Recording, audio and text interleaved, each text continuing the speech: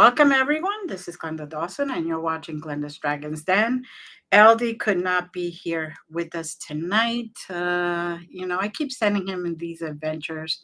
One of these days, he'll catch on that I just want to do this show by myself, but shh, don't tell him. No, he's doing me a favor, as always.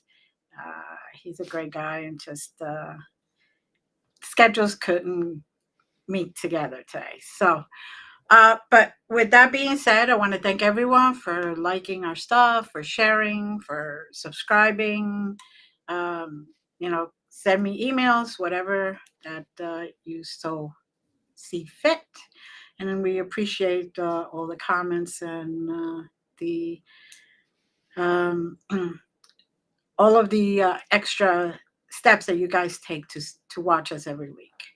With that being said, I have a phenomenal guest here with me, and his name is T. Allen. And so, welcome. How are you? I'm doing great. Thanks for having me on. Oh, thank you for being here. It's really an honor and a pleasure to have you here. So, tell the audience, tell us about you. Yeah. I run what used to be a podcast called Ghost Hunter Advice. Now it's a live stream that is exclusively on Parapost Network. Before that, I was investigating the paranormal for over 20 years. Started back in 2001, really heavy into investigations and going through things and doing residential investigations, helping people and trying to learn everything I could. I was licensed as a private investigator. So for a long time, I had to keep those two things separate and keep my ghost hunting completely under wraps. I didn't want to go into court and be testifying and have something come up on the stand when I'm doing like a criminal defense, or if I'm doing like some sort of really, really high dollar legal case. I didn't Mm-hmm. want to have to explain that. People found out anyway. So I remember being contacted by this other private investigator who was like, hey, I hear that you're kind of into this stuff. I don't believe in it, and I never want to see it again. And he just shoved his client over on me, who was said they had a psychic ability, and they were predicting a murder. And we worked on that for a while, but we're never able to confirm anything. But it was one of those interesting things. And then I found out several judges and several higher ranking people in the legal community locally were actually very interested in it, but also, kind of in the closet with it. Mm-hmm. Because nobody wants that becoming public. If you've been doing it for a while and you get those looks from friends, you kind of understand how that's going to creep into the professional world. Right. I was public for a long time with Ghost Hunter Advice. When I finally came out with that, I Mm-hmm. grew the podcast to a pretty good followership, listenership. And basically, I just wanted to make a show that was what I wish I had when I started. A way to learn from someone else's mistakes who have been doing it for a while, a way to keep people from getting caught up in fads and different types of equipment Mm-hmm. that are more gimmick than use. Um, and then I switched careers, and suddenly I am the face of a brand now. And legally and with some branding stuff, I have to keep these two worlds separate again. So I came up with the T Allen moniker, mainly for Google and for search engine stuff. I don't care if people use my name on video. We don't have, the ways to search that through audio, and nobody's really looking that close. But Right. yeah. Did that. It's just a live stream on Parapost now, and I've moved. I don't really do a ton of investigations anymore. I'm not going into houses. I don't really actively ghost hunt. Every once in a while, if something meets the criteria for me to get involved with it, if it's interesting enough for me, I might go out and check it out. But I consider myself more of a content creator and podcaster now than an investigator. Mm-hmm. And basically, Ghost Hunter Advice is a live stream. I own a podcast studio called Truly Odd Studios. We produce true crime and paranormal podcasts with historic horrors coming out, and Murder We Drink coming out later this year. Mm-hmm. And those are more entertainment based, documentary style podcasts that are heavily produced. So those are coming out in various seasons. I also produce other people's podcasts. I do editing, soundscaping, um, pretty much all of production and podcast management for others, along with my day job. Okay. So, just curious, has this interest been with you your whole life, or did something happen and created that wonder and that investigative energy in you? I've always been interested in just the investigative process. Mhm. I grew up in a home that I thought had activity. I mean, I know most kids just like, oh, there's creepy stuff in the hallway. There's something under the bed. Right.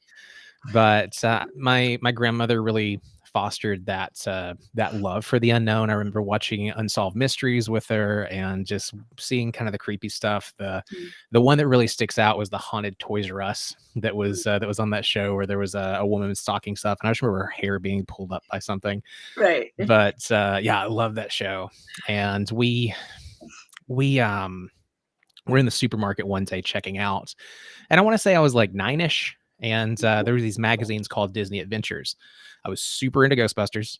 I was a kid, Mhm. and I was like, "What's that say? Does that say Ghostbuster?" And I picked up the magazine. It said "Real Life Ghostbuster," and it was an article about Troy Taylor.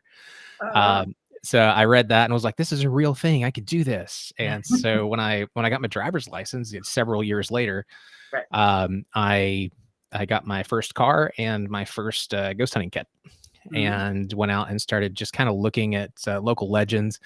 I do not condone this. I don't recommend that you do it today. We were able to get away with so much back then, especially living in a small town where we knew all the cops. Mhm. But I would go into these abandoned buildings and I would jump onto this property and just go out there and really look for stuff and try to stir things up. Right. And I ended up actually meeting Troy Taylor later on, working with the American Ghost Society. That was his group as the Mhm. representative for Tennessee, and really growing with that. So that's yeah, that's how I got into it. I did it for a long time. Mhm. Sounds like you had a lot of fun, and it is true. Back then, nobody was recording you. That's the first thing. Yep. And they basically would just say, okay, you're safe, get out of here, don't do this again. But, now things are a little tougher. And also, when you look back, now you realize the danger of walking into a property that Yep. the roof could fall on you, the floor could just cave in. So it is very Oh, important. my favorite experience with that was we were coming out of this, and it was mostly an outdoor location, but there was a brick well house on the property that we had gotten a lot of cool activity at. Hmm. We were coming out, and this property had a curfew. We were trespassing, and we were inside the building. The cops roll up, and they see me carrying equipment cases, and they're like, "What are you doing?" And I'm like, "Oh man, I'm hunting ghosts." And they're like, "Open up the case." And so we opened the case up, and they're like, "You have the stuff." And I was like, "What do you mean you have the stuff?" And the cop's like, "Do you want to go back in?" And so we went in, and like two other cops showed up, and it was like me and three cops going through this, and we ended up staying the night. Oh, that's wonderful. That's wonderful. You just never know, right? Mhm. But they also probably had to keep it under Yeah. wraps that they were Yes. into all that because, you get questioned.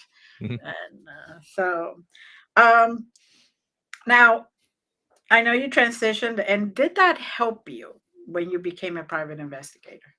A big reason that kept with investigations was I was so young. I was too young to actually be an investigator, and it's the same skill sets. So you're interviewing people, you're getting facts together, you're creating reports for clients, and you're Mhm, letting them know like what's going on with the property, what's the history of the property, trying to verify or disprove their claims.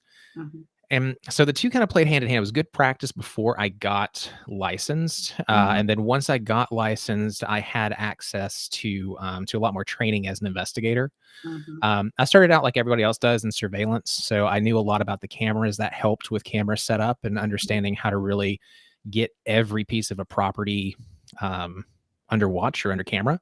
right. How to keep detailed reports. The big thing and the big shortcoming that I see with other investigators is the note taking. So yeah, you might have heard a disembodied voice, but did your equipment catch something on this side of the house? Was there something else happening on a camera? And Mhm, can you get multiple pieces of evidence to corroborate? So I learned how to do that stuff. Later on, I became a forensic interviewer. So a long time ago, it was called interview and interrogation.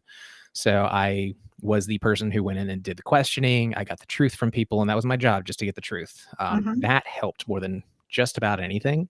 mhm, Um, And then later on, I started doing a lot of background work. So I got really into doing deep dives into property records, people's backgrounds, criminal histories, financial histories, investigations into characters.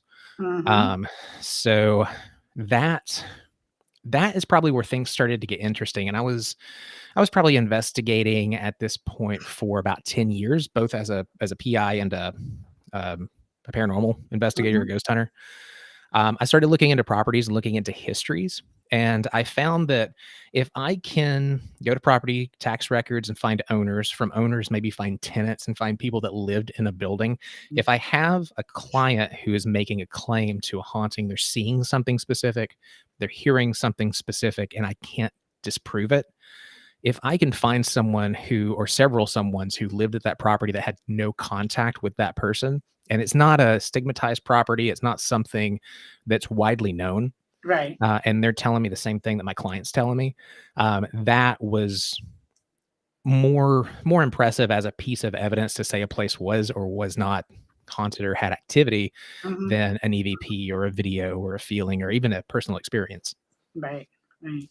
No, it's true because then you had other people's experiences to e- back everything up. So it's kind Mhm. of evidence upon evidence. So now you say that your PI training helped you with the camera setup and all that other stuff. Do you teach that? Do you talk about that in your show? I do. So I actually, my very first podcast was a private investigator podcast. Hmm. I started teaching and mentoring other PIs around the country and then around the world on how to do investigations, on how to set up, how to run their businesses, how to do sales. And then I started writing for a PI magazine and ran their PI 101 column for a while. And basically, just I became a thought leader in that industry before I transitioned out. Hmm. And I took a lot of that and a lot of that content and modified it for ghost hunters. And Hmm. that's where ghost hunter advice came from. I talked about this is how you do a background on a property. This is how you do a proper diagram of a house so that you can map things out. These are the Hmm. photographs you need to take of a scene when you're doing your baselines so that you have points of reference when you're explaining things or when you're going back and doing things later to debunk. Right. Also, the biggest thing was properly knowing what an investigation is. Um, I hear people say they've investigated a property 50 times. No, you didn't. Yes, one investigation. You did 50 vigils. A Right. vigil is a part of an investigation, not the investigation. Um, but just stuff like that. Mm. Yeah, very good, very good. And now, does it help to have had a grandmother that was into all that stuff? Yeah, I don't think that I would have really gone down that path if I didn't have someone at that age that said it was possible. Mm. Now I'm going to relate that to what I do now. I write, I create content. Right, I do that at a professional level where I'm paid for it. right, And when I was growing up, that was not something people did for a living. That was not even on the table for most people unless you were already at a certain financial level. You had people in the industry, or there was something that got you in as a writer or as a personality. right. Um, I spent, and I feel I say I wasted my time as an investigator because that was a job that I can do, and that's what everyone was telling me as a child was possible for me to do. And I liked it through my 20s, but when I got to my 30s, it hurt. Um, it's not a pleasant job. And I started seeing all this stuff with technology, and when I started writing as a private investigator and doing the content, I was like, I could do this with hauntings or with whatever I wanted. Mm-hmm. And sorry, I think my dog just kicked the door, but but I can do this with whatever and really make a go of it, of having my own studio as an independent creator. Right. If someone would have told me that when I was younger, I would have done graphic design. I would have done something that was more into the art that I liked doing, instead of going, more technical and gritty with the private detective stuff. Mm. Well, I think it was an experience you needed to have to get Mhm. to this point to know and appreciate it. Yeah. Because you might not, you know, You might just say, okay, well, that was my training. This is what I'm doing, and that's it. But now you're doing it because you like doing it, Mhm. you know, uh, which, let's face it, a lot of us get out of high school, we go into careers or college or whatever. We really have no idea what we're doing. We just follow whatever, and hopefully it takes us wherever we need to. Yeah. I had a Um, client actually. I'm doing what I do. I've had access to billionaires. I've had access to sit down with individuals that are ultra high wealth individuals or high net mhm, worth individuals. mhm, And the best piece of advice I got a couple of years ago when I started transitioning, and it was I almost said my name. It was T. Allen. Say whatever you do, do one thing for a base that builds the amount of capital you need to do what you really want. mm, So have that one thing that you just do for the money for a season. mhm, It's the part where you got to sell your soul, but then you're free to do whatever you want to after that from the experience that you got from getting to that certain level, and then also just the freedom that that gives you for having that one skill. mm. Very good. Very good. That's very good advice, actually. And so now you run this podcast, this Mhm. Ghost Hunter Advice. Now, is that weekly? Is that every other week? How are you running it? No, so this I just started doing a monthly episode, which is the podcast insights, where I'm talking about podcast industry, what downloads are, and helping like a lot of the new people that are getting onto Parapost. How Mm-hmm. do you set up and what like how do you run your podcast as a content creator? Right. I do episodes of Ghost Hunter Advice whenever I have enough questions. So it Okay. is just a listener question podcast now. Whenever I have about an hour's worth of content from people emailing questions, Mm-hmm. then I do an episode. It used to be every other week Mm-hmm. when it was a podcast, but now that it's a live stream, Right. it's just whenever I have questions. Okay. All right. This is fair. So where can people reach you to send you? Yeah, it's ghosthunteradvice@gmail.com. Okay. Simple enough. Yeah, So, back when it was a podcast, like I had a website for it. So you could go to ghosthunteradvice.com, click on the button, leave your voice recorded message, leave your voice recorded story. If you didn't want your voice on, I had a web page you could go to just to write out your question and stuff. right. But running the podcast studio, I have to look at like what shows and what resources are really giving the return on that. And Uh-huh. Ghost Hunter Advice, I love doing it, which is why it's still a live stream, but it's not. Mhm. It doesn't. Yeah. Right. Yeah. No, I understand. So now that you're doing this, whenever you have enough questions for, say, an hour, Mhm. what else do you see coming from here or going from here? What do you mean? Well, you know that there's always something that we love to do, and we continue doing that, and then we continue to expand in that Mhm. one type of love or passion.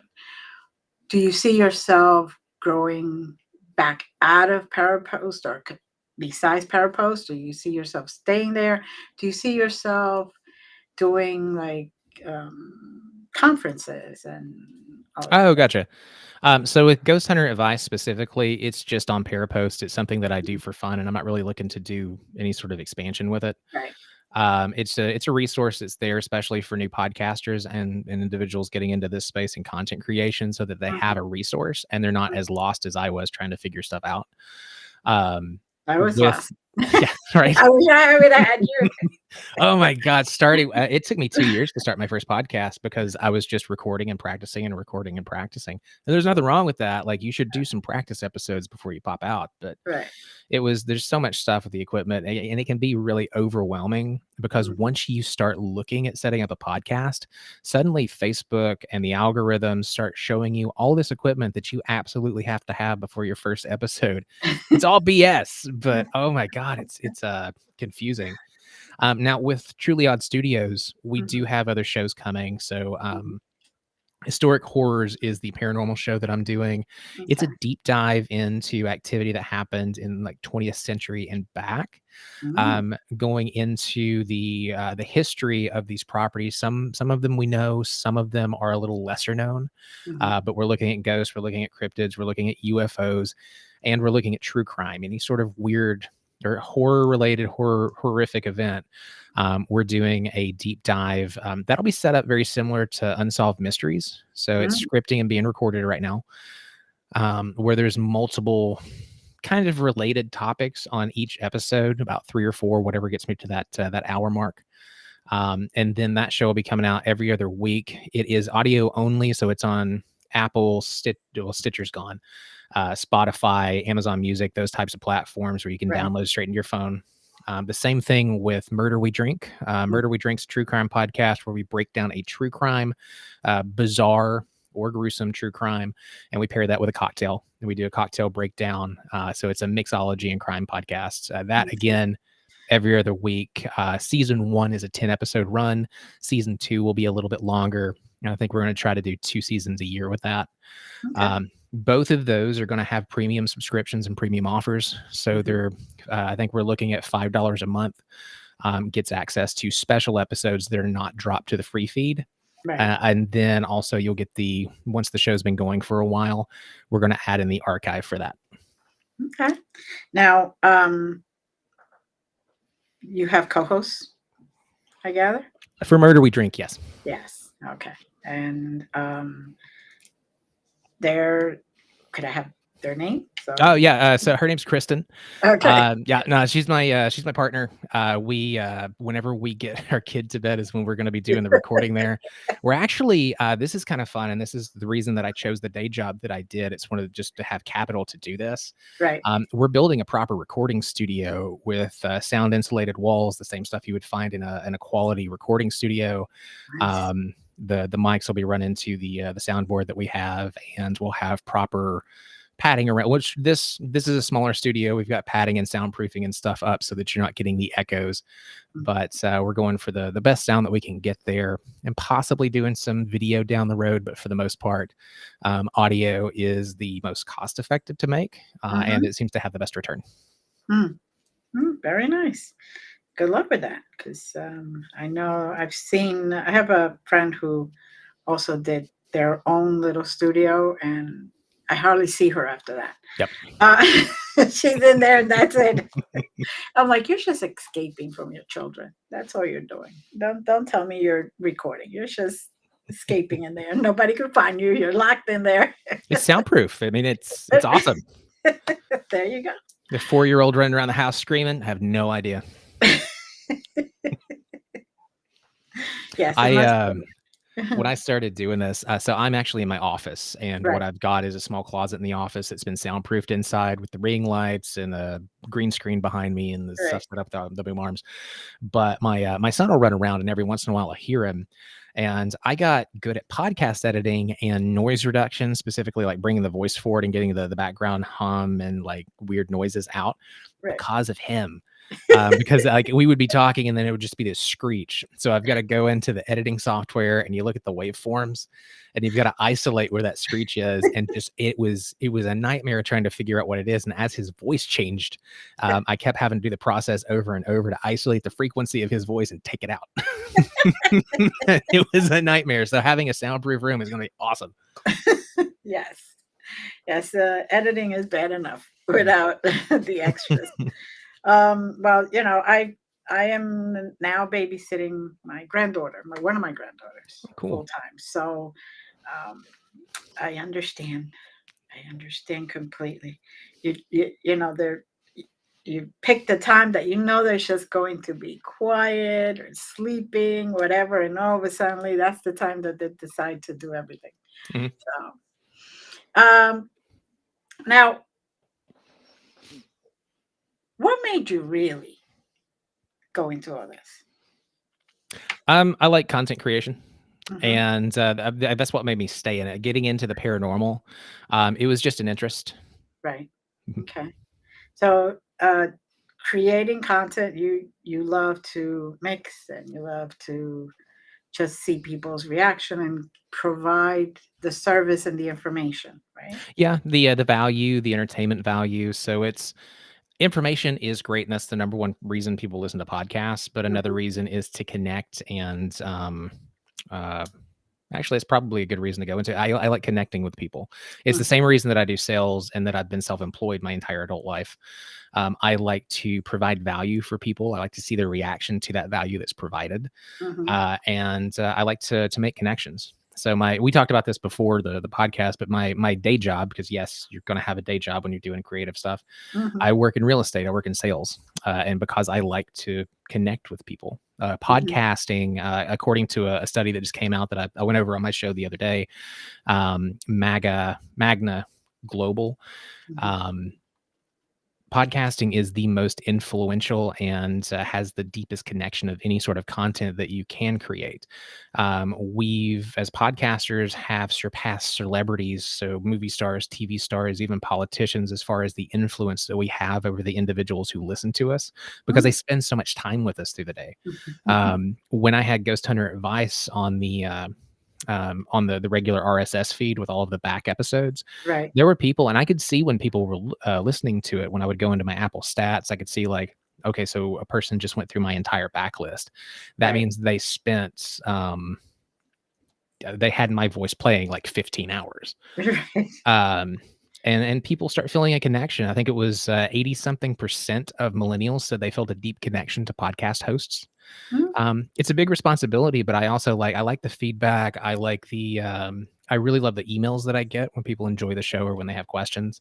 me And it's too. just it's a great way to connect. Millennials were called the loneliest generation because we grew up kind of moving into tech and we've isolated so much working from home, Mhm, working in the tech industry to grow it to what it is. And we mhm, don't have a whole lot of connection. So it's one of those interesting ways we can connect. mm. Very good, yes. Not a millennial, but I understand. It's, yeah, I grew up when the internet was AOL. Yep. And the AOL groups where everybody, oh my God, we could get on today, and only a certain amount of people were allowed in, and Yep. everybody was like, kick someone else, I could get in, that Yep. kind of thing. And it's like, okay, all right, who knew? Who knew? Um, so tell us a little bit about the other shows, the ones that you're about to that you're recording and you're about to get out. Uh, you know. Yeah. So the first one that's going to drop is Historic Horrors. Mhm, It is heavily produced. It's a documentary style podcast where I narrate the histories of these properties, the events that have happened, and eyewitness reports. There might be some stuff stitched in if I can find, I think, the licensing for press releases and stuff like that. right. Licensing is the biggest issue with getting that.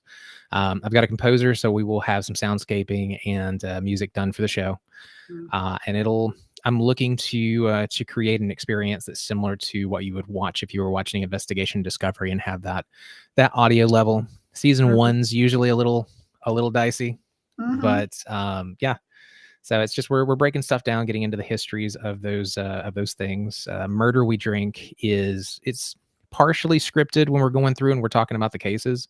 mhm, But the bulk of that episode or that podcast is mine and Kristen's discussion. Me as a former investigator who worked missing persons, who has mhm, experience with investigating and looking at cases like this from that technical points, mhm, and from the viewpoint of a layman, from a mother who is raising a child in the world where mhm, this crazy stuff happens. right. And we lighten it up. We pair that with a cocktail.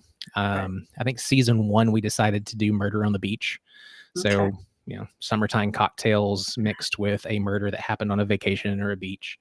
Um, and then we'll break down the cocktail, talk about the recipe. We're planning on, because we're recording all 10 episodes and then doing all the post production on it. Right.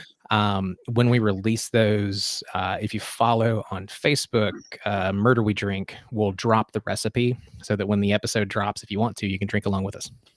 If Okay. you're 21 or older. And now, so you bring in your piece of PI, so you kind of say, okay, that do you ever question the investigators, Oh or yeah. how do you handle that? Not every investigator, not every person with a badge is a good guy or Right. competent. Right. Um, so yeah, if they've done the best they can, then that's going to show through in the investigation. Mhm. If they've not, then yeah, we'll point that out. Mm, okay. I was It's just curious. unbiased. Good. And when you do the history of those places, um, do you do it? Do you go through all the historical records and all that other Mhm. stuff, or yeah? Yeah, so it depends on the property and what records are there. We're looking for eyewitness accounts, eyewitness reports, the same thing that you would find on the investigation discovery, Hmm. so or a podcast that's done by a studio like Wondery or something like that. Very good. Um, Now, do you see yourself doing anything else besides this content? In the paranormal world, Yeah. not really. I'm more of an investigator now. Sorry, I'm less of an investigator now, more of a content creator. Right, right. Yes, that's kind of what happened to me. At some point, I just transitioned into, okay, you guys go run around, go into Mhm. the properties. You do all the walking, you take all the equipment. I'll just sit here. I'll just talk to the spirits, and we'll call it a day. Yep. But you know, at some point, I do have that fever for if there's a property that nobody's really gone into, Mhm. and there isn't too much known about it. I also do a lot of private stuff, so that never gets published anywhere. Yep. But do you still feel that fever, that desire to do any of that? Not really. After about 20 years, unless someone, if there's something about a case that is super interesting. Hmm. Maybe I haven't had anything like that pop up in a while, or maybe if a group of friends are going somewhere and I'm like, okay, this will be fun. I can get some good content out of it. Right. I'll go. But as far as just kind of going out to do that because I had that draw as an investigator to figure out what's going on, I don't have that anymore. It's more about the content and about entertaining people. I also write, so part of the podcast historical horrors Right. is getting people a chance to hear my writing Right. because those are fully scripted and they're written like a blog post or like a Mhm. magazine article that we read across the air. um, I am working on a couple of books, so if something is book worthy, I'll go out and Mhm. check it out. Okay, that sounds good. I was just going to ask you if you're ever thinking of actually doing a book, Yeah. and I gather it would be something of paranormal Yeah, so investigation. I write under a pen name. I do some mystery novels. Hmm. So I do fiction, but the stuff that I write is primarily supernatural. Okay. The I call it true paranormal, where we're talking about hauntings. There's one that I've been working on for a while that's a background on some of the local legends here in the Tennessee Valley with a detailed investigation. So you get the actual story first. So you get the history of the property, the story, the legend, and Hmm. then we go in and we break down the legend and we say, this is true. This is backed up by fact. There was no record to support this. Hmm. And after spending whatever, how many days at a property, this was the findings. Very good. I love that whole idea. It gives somewhat a chance to, or for me, it would give me a chance to look at the whole case Mhm. and unbiased eyes and go in there and say, okay, this may have somehow, started as a rumor. Somebody just needed a little bit of fame, so so a lot of people think that you can make a lot of money in paranormal, Yeah. and Nope. no, you're actually paying money usually Yep. most of the times. So, now, have you ever gone to a place where has left you wondering if there's more? Like you feel that there's more, you have an idea that there's more, but it just isn't being shown to you? Um, Not really. So when I go in, I'm more or less it's very mechanical. Mhm, We're gonna go in there, we're gonna see what's up. If I get a weird feeling, I'll document that. mhm, But for the investigations that we do, if there's any question at all, we're not just going in one time or two times. The investigations and residential investigations I did in the past, they went on for months. mhm. So you stay there until you get a solution or until you get kicked out. Right. That's yeah. So no, not really. I did have things happen that were unexplained. I had some more intense episodes that stayed with me for a while, but Mhm. nothing that really left me wondering whether or not something was there. Okay. Now I have over the years gone back and forth on what I think is there, if there is something there, if it's something that it's its own personality, or if there's something about certain properties that just interact with us differently. Mhm. Maybe it's actually us manipulating some of the energy there and creating some sort of thing that seems to have its own personality, but really is just a manifestation of what we're feeling and what we're thinking. Mhm. Mm. It's possible. It's possible. Because it's very strange that the earth is as old as it is, and all these lands and all these properties and all everywhere. I mean, you could step out of the front door and yet only certain properties have a lot of activity, Yep. which even cemeteries, you go to one cemetery and it's literally, excuse the pun, dead. Mhm. And then you go to another cemetery and you feel a lot of stuff and you get a lot of evidence, which is, to me, has always been uh, a question that I have myself. And that was Um, one of the reasons, like, we started when I go into a property now, like, if somebody calls me and I talked about the criteria, if mhm, it's interesting, it's got to interest me. But the person experiencing whatever's going on, cool. What's your life like? What's your stress level like? mhm, How's your mental health? How and like I start, and I'm not trying to find out if somebody's like, there's a trigger word here, crazy. right. But I'm trying to figure out like what's really going on there. Where's all of the energy in the house coming from? What kind of stuff are you putting off into the property? Is it Mhm, possible that it's being caused by you? mhm, Um, and I also recommend people get into therapy. They get into doing some workouts, walk, start doing things, and I have them do things. It's a bit more positive energy in their life, especially if mhm, they're in a bad position. mhm, I've never gone into a house where the children were terrified and everybody was on edge mhm, and things were falling off the wall. And it was like that violent movie style haunting, mhm. and everything was okay with the family.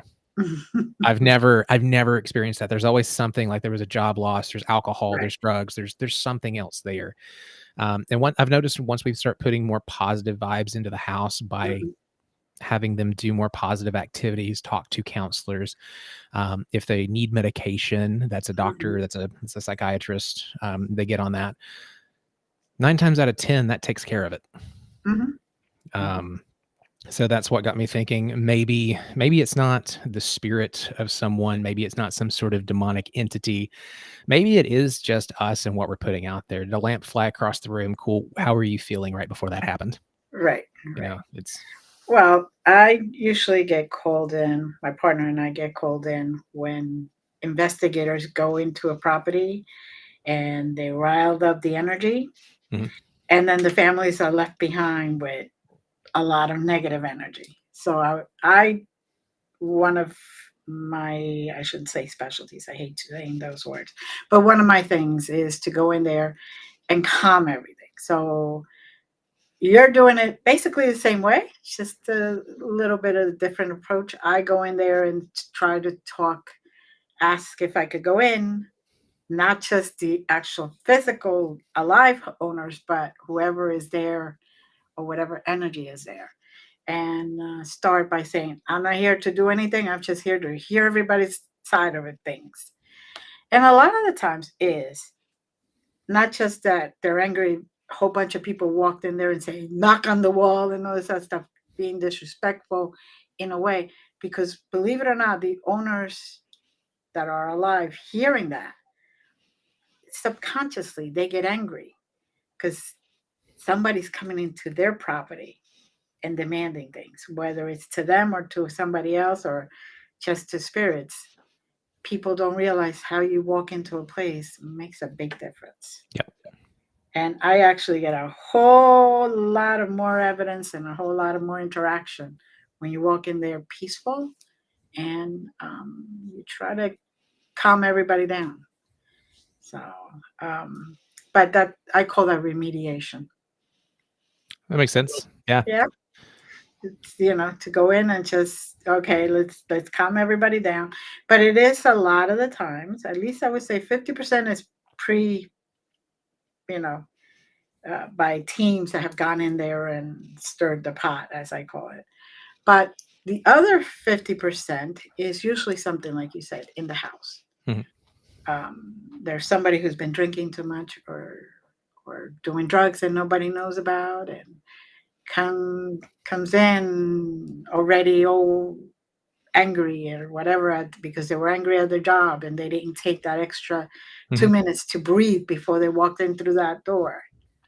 So, um, and you just never know. That also comes into play, I believe. I mean, I don't know what your opinion is, and I would love to hear it. Also comes into play the owners of the original house, their legacy, their essence that is Mhm. left behind. They created that out of love and to get shelter and to create happiness. And if you're walking in there all angry every single day, I'm sure they're not appreciating that. Yeah, That's just Picard's first rule of forensics, uh, nothing can touch something without leaving a trace behind. right. So whatever energy is there at that house, whatever the owners put into it, it's gonna feed off of that type of energy. It becomes kind of a depository. Hmm. So you have these people, and humans are complex. You can be happy and pissed off at the same time. You can be angry, upset. Your world is going crazy, but you still have those happy moments, and you remember those happy moments, so you identify as a happy person. Hmm. When really you're sitting at home, your husband's not there because he's out and he's with his secretary, and you know what's going on, but you're not going to say it. You're not even going to admit it to yourself because it's going to shatter your reality and it's going to completely break you down. Your Right. kids are the best in the world, except one of them just cut the other one's hair with scissors. They keep getting in trouble. You love your child so much, but they keep pulling on your arm. They keep wrapping their legs around you. They keep just jumping on you and diving on you because little kids always have to touch you all of Right. the time. And your body is not really yours anymore, but you're happy because that's the way it's supposed to be because you have that family. You Right. have all of these things and emotions that bubble under the surface. And the more we push them down, I think there's certain places where they interact with that environment and those Hmm. emotions come out on their own and things start happening. It's Yeah. a manifestation of stress. Once the stress is dealt with, Hmm. once the space starts getting more positivity in it, Hmm. a lot of the stuff goes away. Hmm. I'm a big believer on that too. Mm. So, is there anything that you would love to share that you haven't talked about yet? Just a thought with teams. You had mentioned that a minute ago. Teams going in and provoking and doing a bunch of stuff. There's a time for that. If you're running an experiment and it's safe and Right. you need something, it's a tool in the belt. It is Right. not the first tool. It should not be your only tool, and Right. it should not be your first tool. Right. There's a better way to do it, and I think a lot of people just mimic what they see on television Hmm. when they're going into places. And the biggest thing that you see on television that was not a thing before Ghost Hunters is paranormal teams in general. Hmm. Stop getting t-shirts and hats printed with your damn team logos and going into these houses and people's property and lives, flashing all of your equipment that you're pulling out of your car in their neighborhoods, wearing t-shirts with skulls on them, with flames on them, and with these like tap out style early 2000s graphics all over them because you think it would make a cool tattoo, but you don't want it, so you got it on a shirt. Uh-huh. Please stop doing that. So when I do investigations and when I was investigating toward the end, I didn't work with a team. You just go, Yeah. if I needed help, I'd bring in an assistant, but for the most part, I would just go out there and get it done because Hmm. that's the way it's been done for Hmm. before television, and it's more Right. effective. You're able to actually get evidence, have experiences, and you don't have to worry about cross contamination. Also, those historic properties in historic neighborhoods with high net worth people who have jobs in the public eye, who have real problems, don't want their neighbors knowing what's going on. If you go Right. to their house and you're in a vest and a tie, or you're dressed like a regular person Right. from the office who's dropping by the house, you're going to get more access. You're going Right. to have a better time. So Hmm. I will say, if you like going out and hunting ghosts with your friends and stuff, that's great. But to do paranormal investigations, you do not have to have a team. Right. Very true. I've Oh, 99% of my life I've done it by myself or with now Larry, my partner. That's Yep. basically it. It's a lot quieter. Mhm. A lot quieter. You get more done. You end up goofing off and you end up just doing stupid stuff because we all have an ego. If there's somebody else there, we're gonna be a little bolder. We're gonna show off a little bit more. And Mhm. there's always the possibility of somebody farts on the investigation and they're embarrassed by it, and you end up with some sort of EVP that's a burrito. And it if you are gonna be on a team, be a professional. Right. Go out there, dress like a professional, carry Co yourself like a professional, and, You do, you get a lot more. respect your client's privacy. Definitely. Your client's privacy, and not only that, but also you walk in dressed professionally, the spirit world will respect you more and will be willing to talk to you more. I had a client once, and they were a high profile individual, and they're busy. They're not at home a lot, so we were investigating. I was looking at some evidence, and I needed to do on the TV shows, the reveal where you sit down with the laptop and you go through everything with the Right. client. But I needed to go over some stuff with them because we actually debunked the case. It wasn't paranormal. We found out what was Mhm. going on. We found they lived on this beautiful property on the side of the mountain where the sun comes over, and that was what was causing the issues because they had some pretty grand architecture, and it was the way that it was catching the light was causing some interesting stuff to happen across their security Okay. cameras. So I had to meet with them. I could only meet with them at their office. So I went into the boardroom. You're not gonna get in with a t-shirt with a graphic design and blue jeans. So, like, I went in dressed in office attire like a Right. professional, and, in the boardroom, we closed out, or I think they frosted it. It's one of those with the things Right. frost. And he sat down. I did an hour and a half presentation on their Right. board, and that was that. The more professional you are and the more you fit into those environments, the better cases Yeah. you're gonna get. Very true. Very true. I still to this day, I remember my father would always say, even if you're going to apply for a job as a gas attendant, dress up, look professional. It's just pumping gas, but it's how you present yourself. You're more open to whatever job they have because they see you and they say, well, they're dressed up this way, so um, they must want the job. Yep. So that's Yep. and besides, it kind of respects the person, doesn't it? The owners of the property. I'm always dressed in black, black skirt, black pants, whatever, slacks, and always a proper, you know, um, Mhm. top.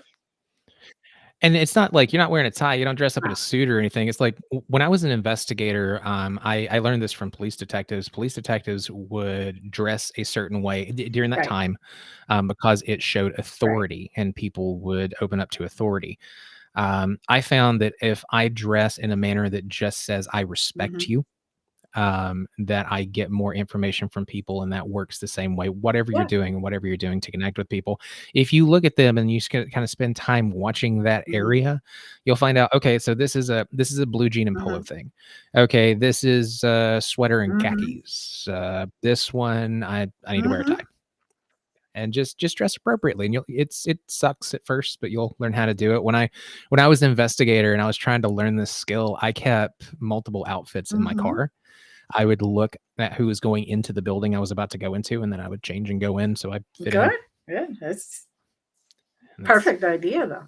You know, you thought of it, and yeah, it's true.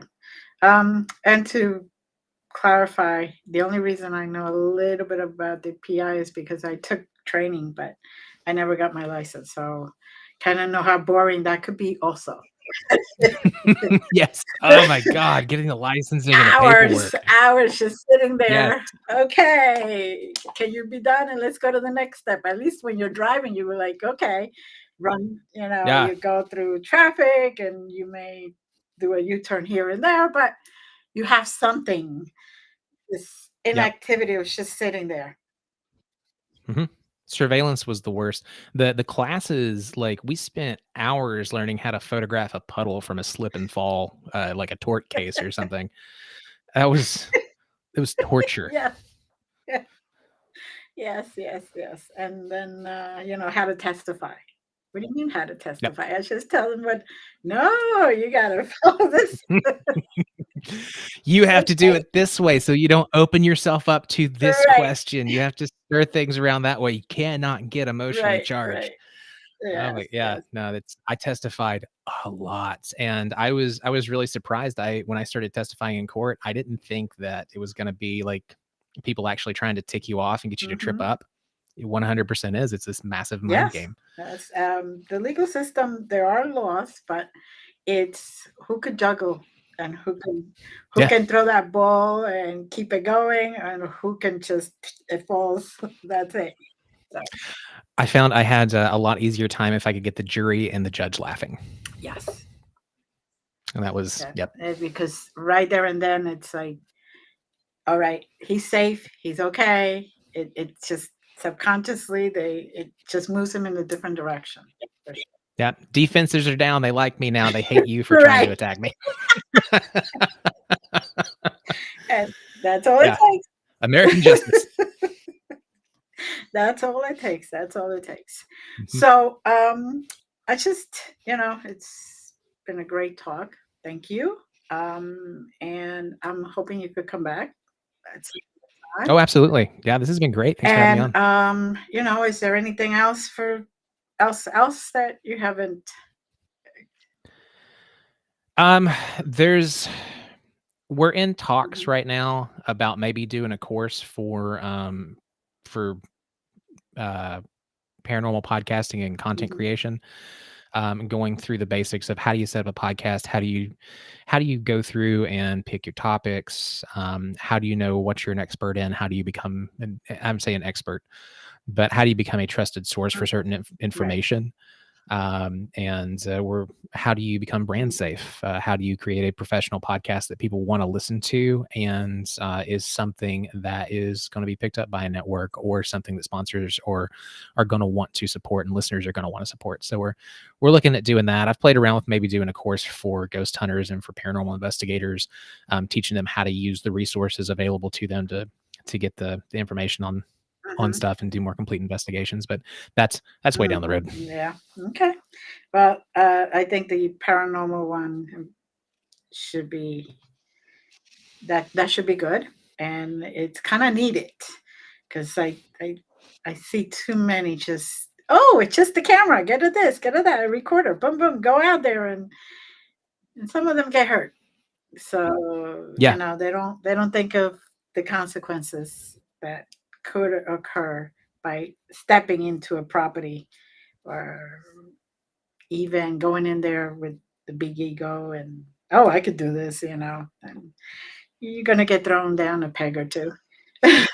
You get what like, the big thing is, like, you get what you put Mhm, in, and that's true in, like, if you're doing sales, if you do a lot of activity, you're gonna make a lot of money. In these investigations, if you put in positive vibes, you're gonna get positive stuff back. If you go in with a bunch of negative stuff and a bunch of ego, that's gonna get thrown right back at you, and I've there's been times, when I was mhm, younger, I went in and I provoked, and I wish I mhm. hadn't, I Yeah, because of what got put back, and again, it mirrors. exactly, exactly. Well, I wanna thank you again. Thank you to our audience, and I'll set up, where they could find you and all that in the, description, so people can get those questions out to you, so we could see you more and see those podcasts more. So, thank you, and again, thank you very much. It was great. That's it's nice to hear somebody who's PI going into a paranormal. It's like PI, both things. You would be surprised how many there are. Probably. So, Yeah. thank you again. Have a great night, everyone. Again, many blessings. We love you. Stay right there and be right back. Bye.